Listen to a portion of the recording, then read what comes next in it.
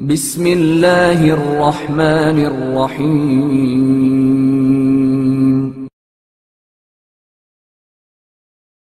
خواتین سے مذاق کی ممانعت۔ حضرت ابو بصیر کہتے ہیں کہ میں کوفے میں تھا اور ایک خاتون کو قرآن کی قرات سکھاتا تھا۔ ایک دن درس کے دوران میں نے اس سے مذاق کی ایک بات کی۔ اس واقعے کو ایک مدت گزر گئی۔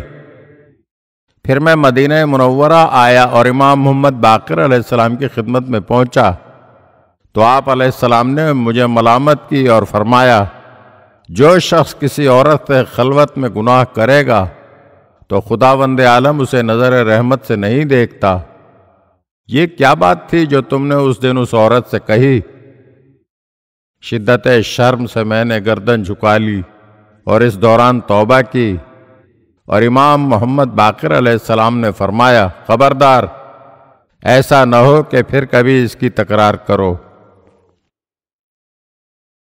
اگر آپ ہمارے چینل کی نئی ویڈیوز دیکھنا چاہتے ہیں تو ہمارے چینل کو سبسکرائب کریں اور گھنٹی کے بٹن کو دبائیے تاکہ ہر آنے والی ویڈیو آپ کو جلد موصول ہو سکے۔ اور ہاں، لائک اور شیئر ضرور کیجیے اور اپنے قیمتی کمنٹ سے ہمیں آگاہ کیجیے۔ شکریہ۔